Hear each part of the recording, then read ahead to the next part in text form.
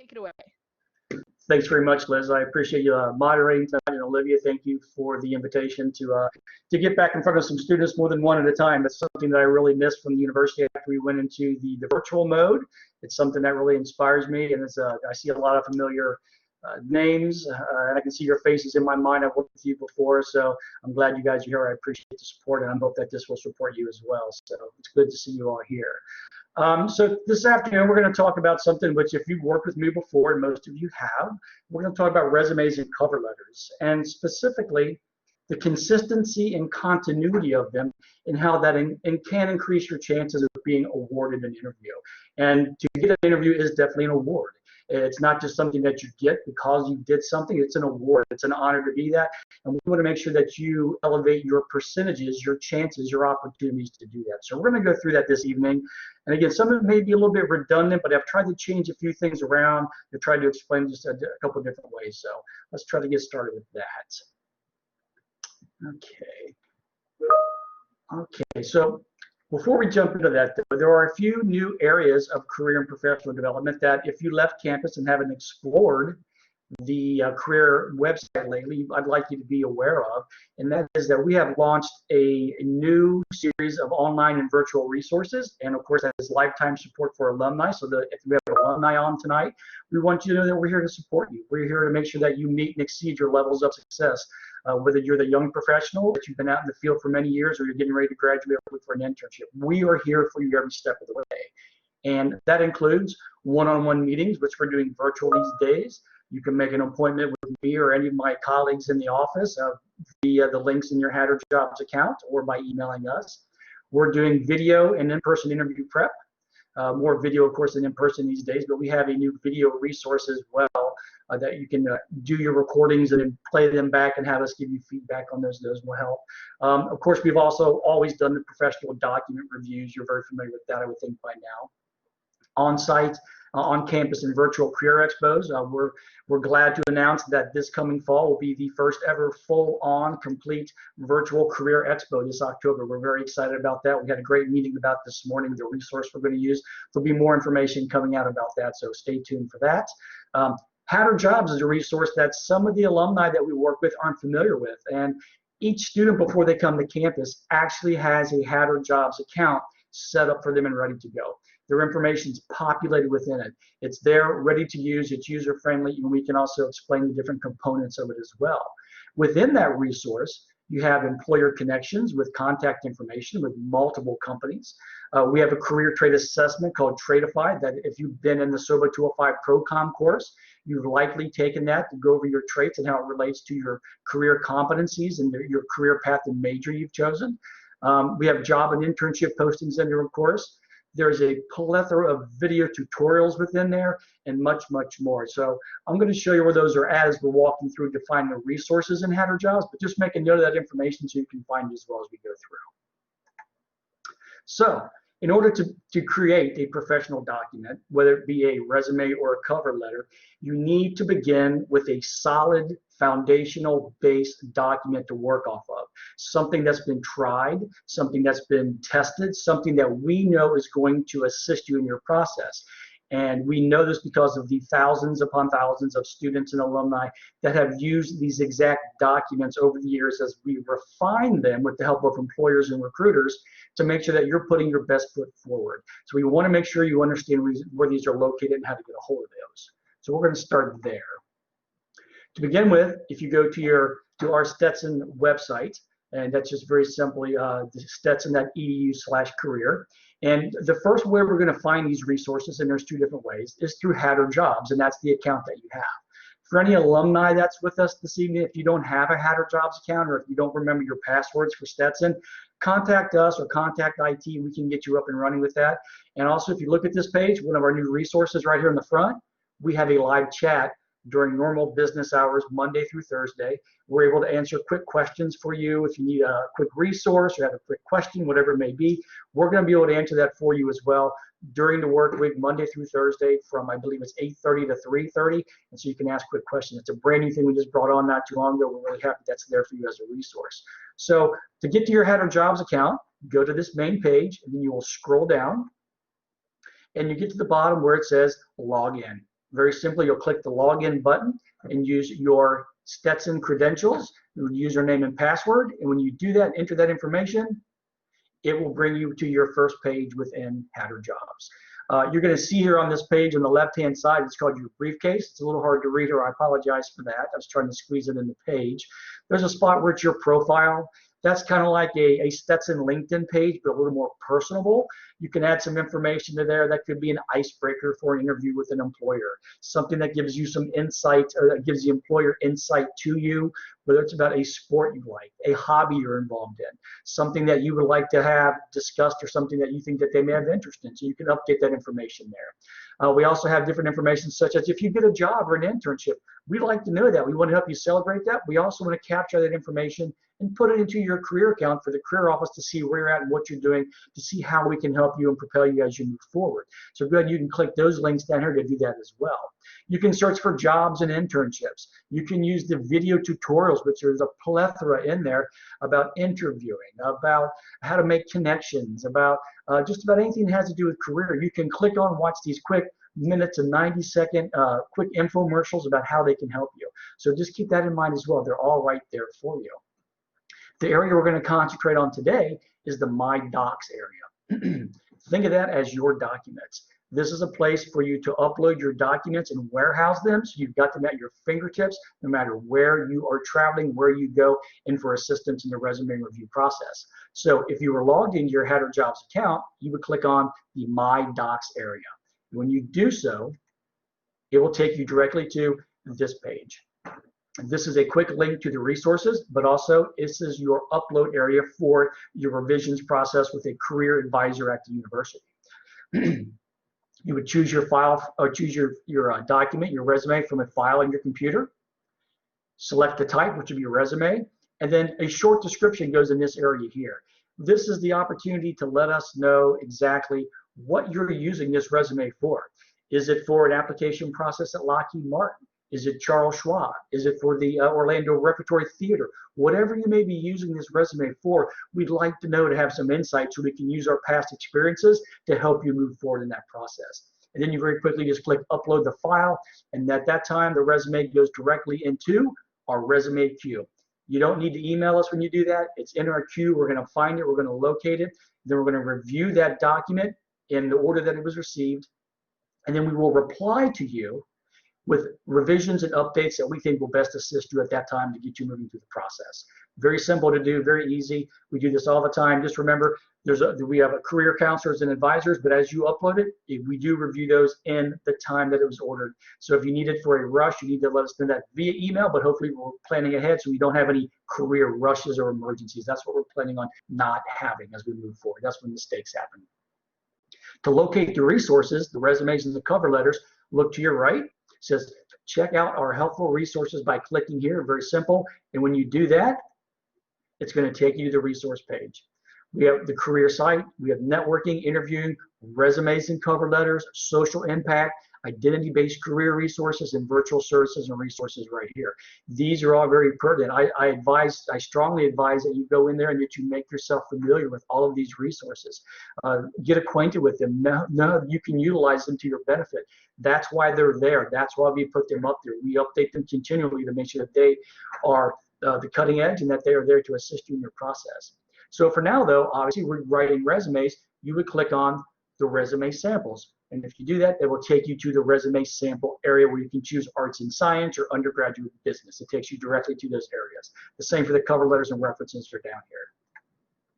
The other way to get to those, if you don't want to go behind the firewall, if you don't want to go into your Hatter Jobs account, is go back to the edu/career page, scroll down the page, and then click on where it says virtual services and resources and programs. Click on that, and that takes you to this page as well, where you're going to see all the information is here: major and career guidance, job search resources, internship preparation, graduate school preparation. I received an email from a student this afternoon who's looking to go to graduate school, and so they wanted that information. We worked on a resume, they clicked on that, they got additional information. I believe they're going to be reaching out to Liz Connor as well, because she's definitely an expert in that area. So they're using the resources appropriately. So once you're here, of course, cover letters are job search resources. You would click on that link to find those documents that you're looking for to begin your process. Once you do that, here's the resources. You're going to find them all right here. Again, the social impact and sustainability and identity-based career resources, these are really timely at this point. I suggest that you go here and make yourself familiar, and then we'll move forward from there. Now, again, resume writing, once you click on it, it's all right here. Action verbs, identity-based career, it's all right there. Now, moving forward to the documents at hand, and of course the title of our presentation this evening, consistency and continuity. It will increase your chances of being awarded an interview. That is our goal for you. We want you to get that upper tier where recruiters and employers will look at the document and say, I want to speak to this individual. I think they have what I'm looking for. We want to increase those odds and percentages. That's what we want to do. Now, in its simplest form, a resume is a form of communication. That is the definition right there. Formulate and express ideas, evidence, and one story using an appropriate oral, written, digital, and nonverbal communication skills. The entire idea of a resume is to inform a recruiter and persuade them to call you for an interview, to award you that opportunity. And that's what we want to do. Now, you may or may not be familiar with NACE, N-A-C-E at the bottom of the page. That is the National Association of Colleges and Employers. That is the guiding star of all career professionals in the United States. It is run and managed by career professionals, employers who are at the top of their game. They have worked together to formulate and create a set of 10 competencies that employers are looking for in their candidates to fill the positions they have available to help their companies move forward. At Stetson, we have taken those 10 competencies and we have written them and defined them based on our student population, where they want to go in their career development initiatives, and what the employers that we work most closely with as well. And we have created our level up competencies, and you can check those out as well. Now, communication, when it comes to competencies with NACE, is number 4 on their list out of the 10. So you can see it's very high up on the list. It's something we have to be pertinent or be very cognizant of and make sure that we're using properly as we're moving through that process. We want to make sure we are communicating properly, inform and persuade them to call us and award us an interview. Now, let's discuss these components. I've told you what they are. I've told you where to find the documents and the resources. Let's find out how we can best articulate your skills and competencies while highlighting the positive outcome or experiences. Because if we're not doing that, we're not doing anything but giving them flat, straight data. That's not what recruiters are looking for. They want to know what the outcomes were for the work that you've done. Consistency. Let's make sure our dates are aligned and placed consistently on the page. Make sure your dashes and spaces are consistent in all your dates and areas. We're going to go over all this. I'm going to show you an example in just a second. Make sure your bullet points and your formats and sizes are aligned down the page. Be consistent with your spacing between individual categories. Make sure your punctuation is consistent. Your abbreviations are there and they're properly done for the months of the year and also for states. And then think about how you list your experiences. Are you going to use months and years or seasons of the year? From an employer standpoint, they don't think of seasons of the year or semesters of a school year. They think fiscal quarters. They're thinking months and years. So the more we can do that, the less we have to make them think about what they're looking at, the more they will dig into the meat, into the body, into the information that we want them to see in your resume. One thing I like to always point out to students is think of yourself as an architect. And as an architect, you have been charged with building a brand new structure. We always tell our students to use a one page. Think of that one page as an acre of land. That is what you have to build the structure. You want it to be pleasant to look at. You want it to have continuity. You want it to draw people into it. You want them to walk inside of it and start looking at the products that you have to offer for them to have the opportunity to possibly purchase them or utilize them. The resume is that building, is that product that you're trying to get. You are the actual thing you're trying to sell to them as a service. You want to get them to look at your information, draw them into that resume. That's why you want the consistency of the resume to be pleasant to look at so that it draws them into it. Here's an example of a resume. Starting at the top, you can see we have the individual's name, and it's comical, but it's not comical how many times a year that I will get a resume from a student where the top of it says Sally Stetson, rather than actually giving their name on it. They'll forget to make a simple change to the resume examples that we provided them. So it's critical to really look at the resume very, very carefully before you upload it or use it for an application process. So the individual's name, and then we have, of course, their phone number and email address. You're going to notice also on this one that there is no physical mailing address. We in the career office and multiple career professionals have decided that at this point in time, it's best not to use a physical mailing address. Doing so may assist you in decreasing the opportunity for identity theft to happen to you.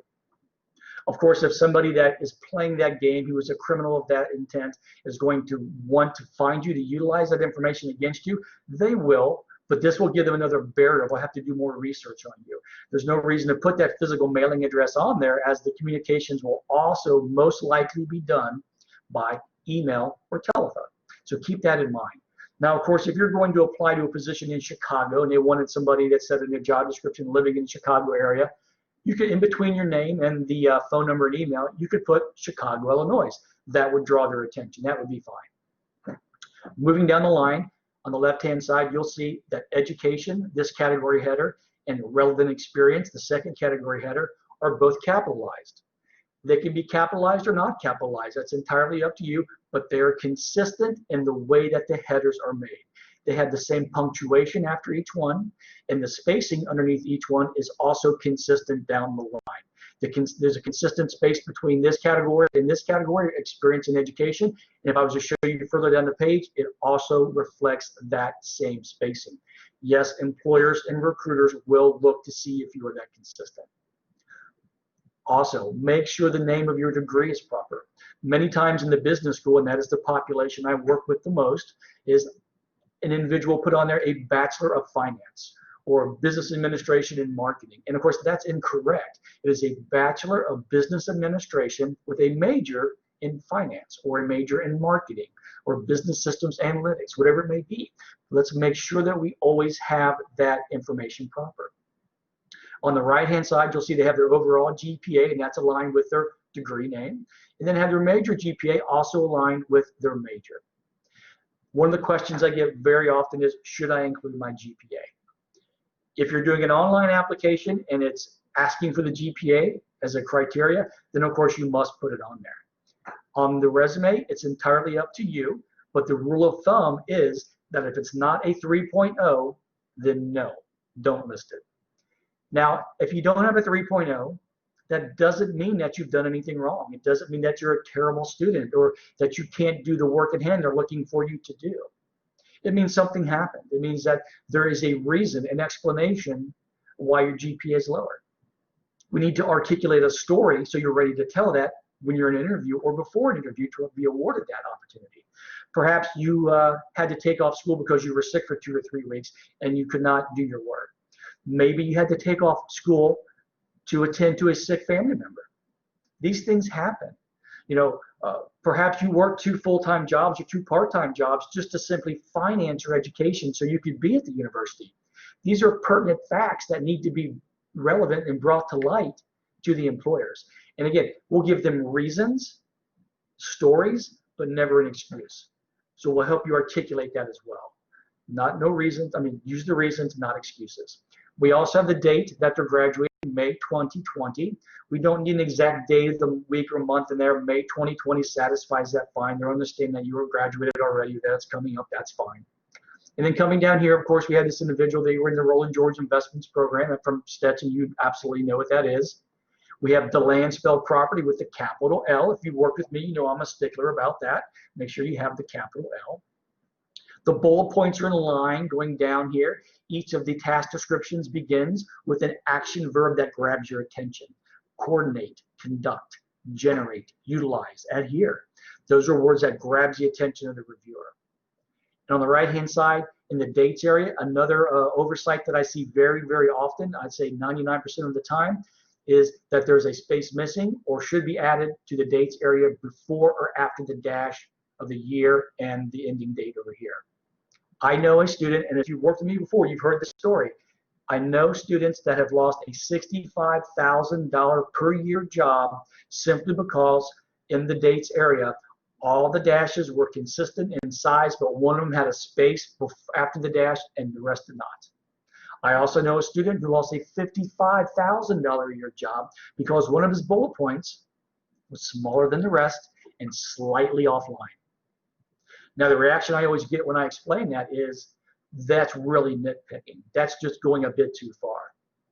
And then I always say, you have to ask yourself, if you owned a company and you were going to give somebody $50,000 to $65,000 per year for a job you needed to be done and done well, would you want somebody to be more competent, more complete, and more consistent in their work, or less of all of those?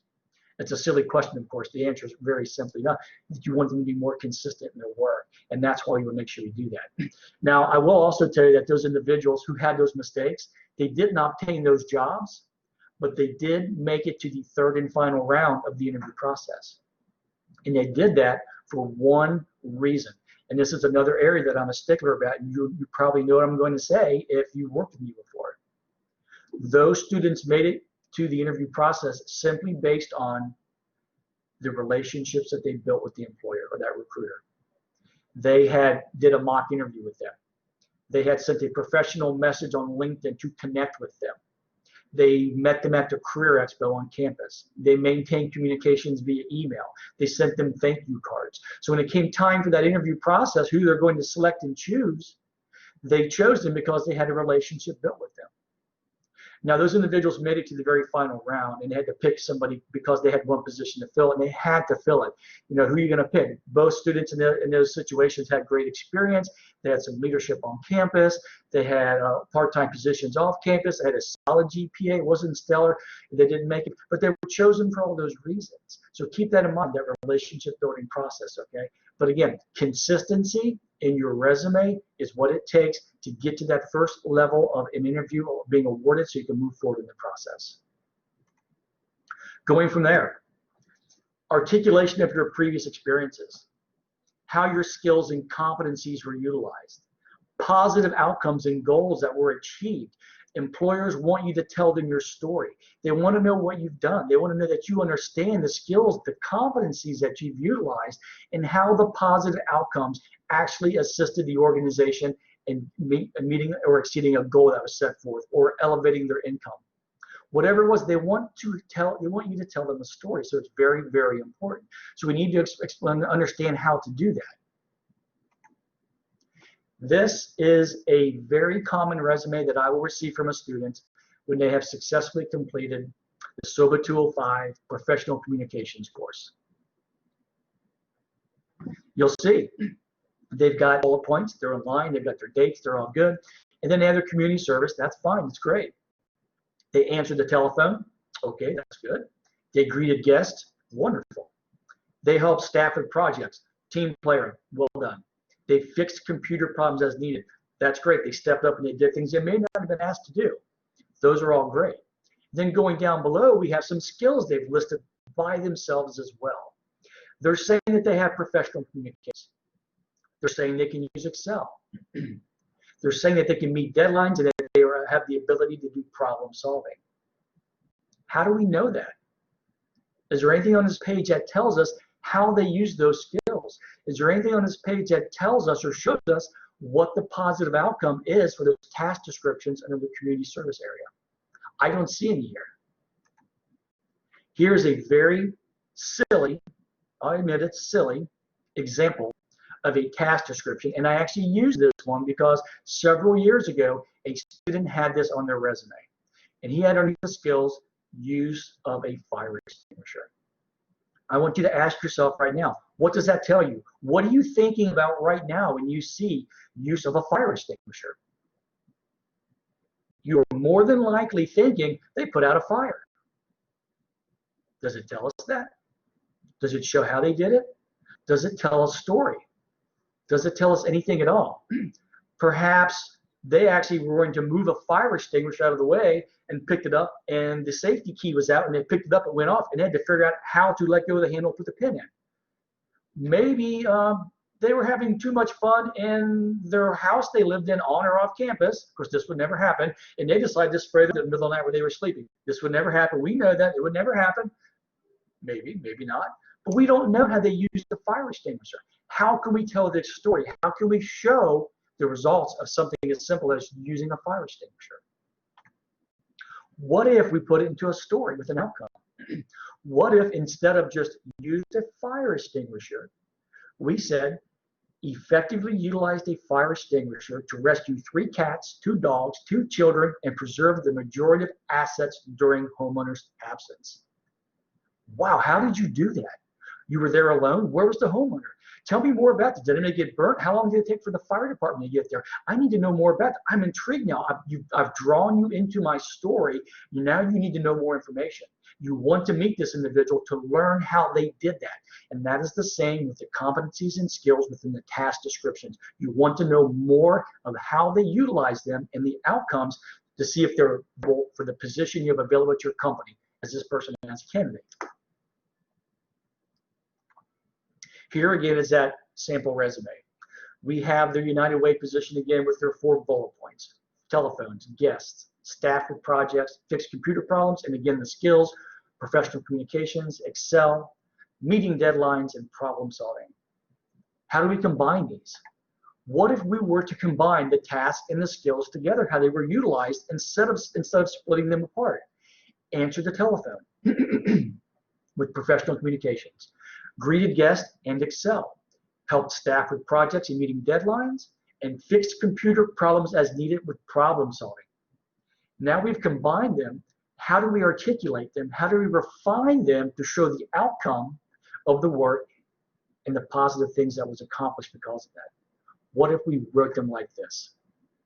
Effectively answered calls and inquiries utilizing professional communications in order to provide all requested information. Welcomed guests, entered their information into Excel database, and escorted them to locations for scheduled appointments and meetings. Acknowledged for continually providing support to professional staff to ensure all daily tasks and projects were completed in a timely manner. Provided staff with insight into computer system technical problems, resulting in quickly overcoming issues without incurring additional IT costs. Now, we don't know if this student actually just turned the computer off and turned it back on to have it reset itself. We've all done that. I know I, for one, have called IT before and said, I've got a problem with my computer. And what do they say?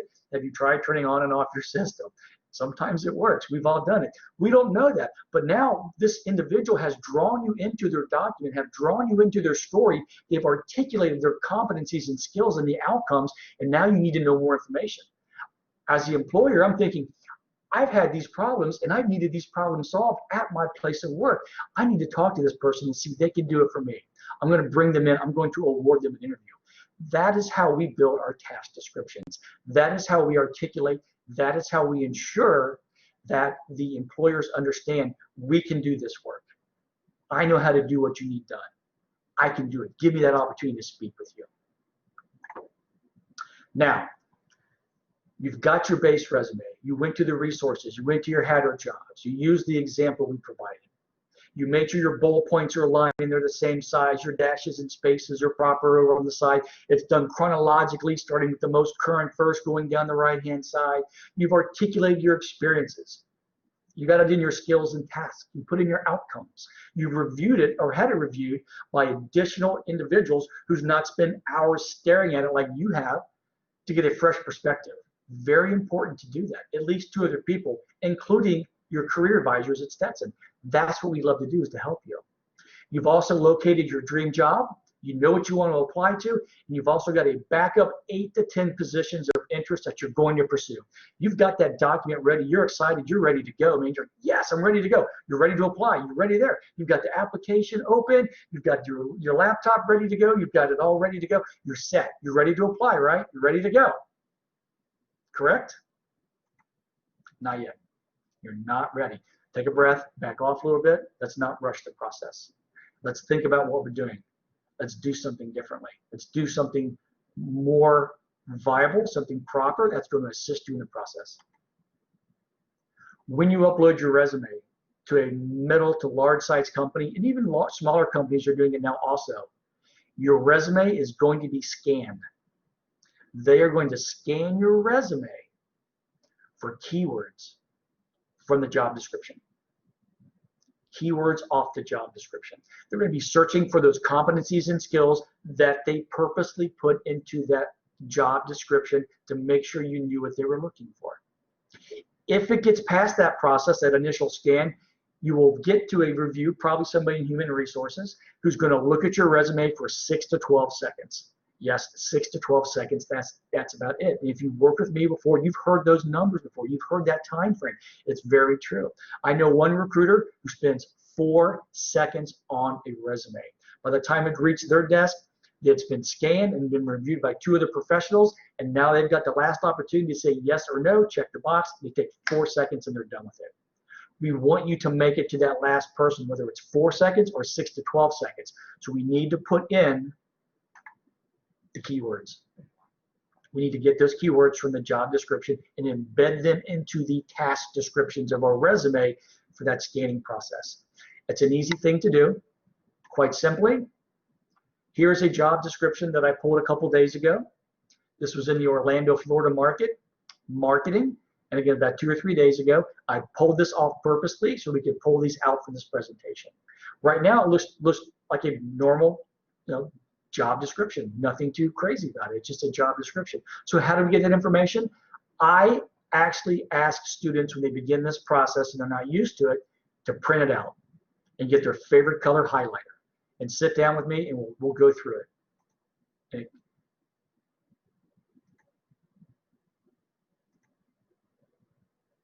We have a mistake on the presentation here. Okay, something is out of whack. I think the updated presentation may have got messed up a little bit. That's okay. So when we're talking about keywords, think about customer service, electric environment, fast-paced, working under pressure, meeting deadlines, flexible working patterns, positive, organized, written communications again, sales skills. Chicago, there's that keyword if you wanted to add it just below your contact header at the top of the page between your name and your phone number and email address. Taking ownership, listening skills, and customer service. These are all keywords that you would embed into your resume. Now, this is I'm not sure why this came out this way. Okay, so this is an individual from the Roland George Investment Program that I sat down with about 5-6 weeks ago, virtually of course, and we pulled a job description for a finance opportunity that they wanted to apply to, and we needed to embed the information into there.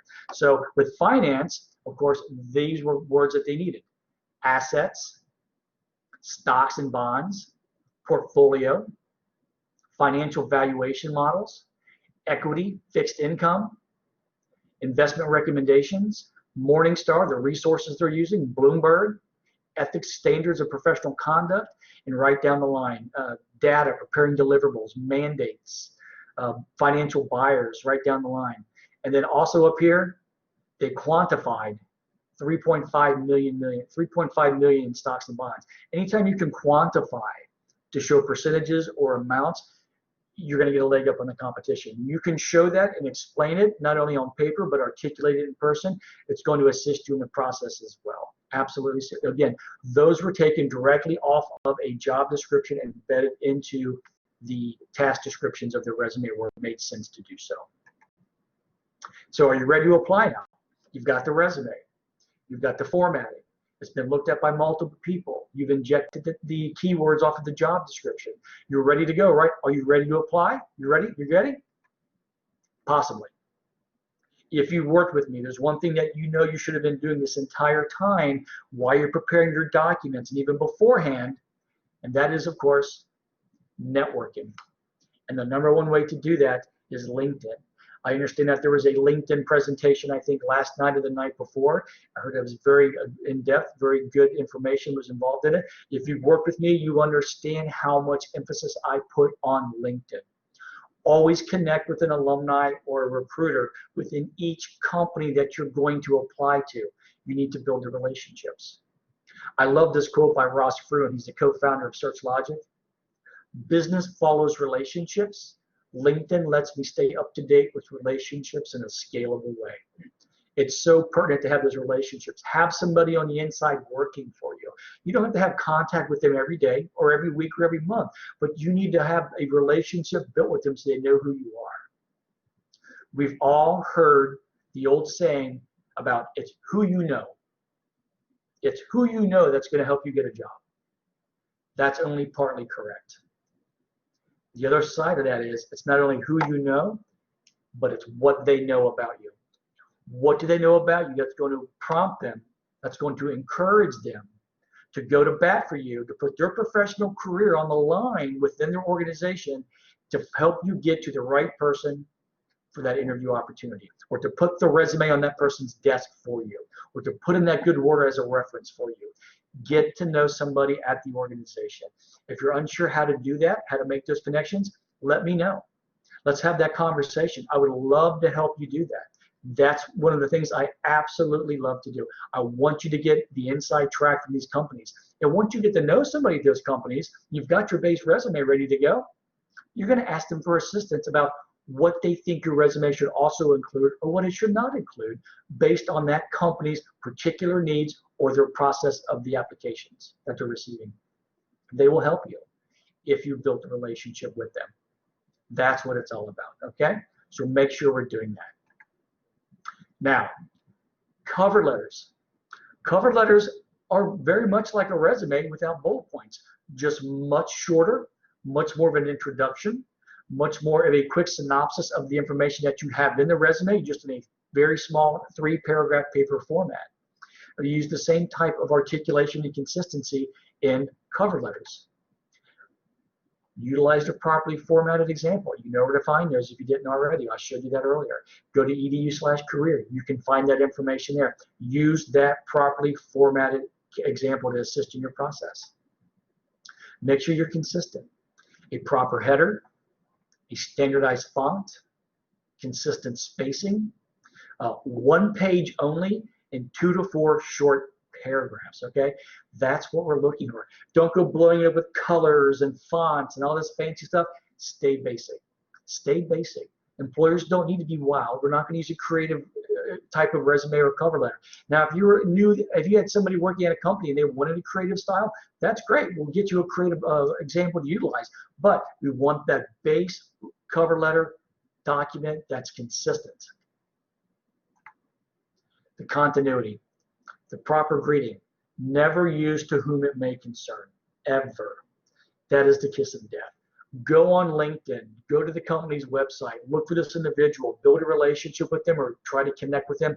If you don't know their name, look for an individual in that type of role that you know you're going to be trying to meet with and use their title.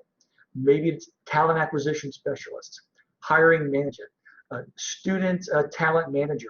Something along those lines, but never to whom it may concern. Of course, if we have their actual name, that is the best thing to do. Tell your story and articulate your experiences. Provide your skills and competencies and outcomes. Tell them your story. Many times the employers will read that resume if it makes it to their desk, and then once they read the resume, then they'll read your cover letter. Now, I would tell you on the business side, cover letters are not utilized 85 to 90% of the time. That doesn't mean that somebody in the business realm should not have a cover letter ready to go. You always want that document prepared, ready to go, ready to be updated with the contact information and those keyword skills and competencies to add into that document, just as you would a resume. It's used much more in the arts and science and not-for-profit side, but we always need to make sure we have one ready to go. Keywords are a key for cover letters as well. So here's an example of a cover letter. We have Sally Stetson's name again up here. We have the phone number and the email address.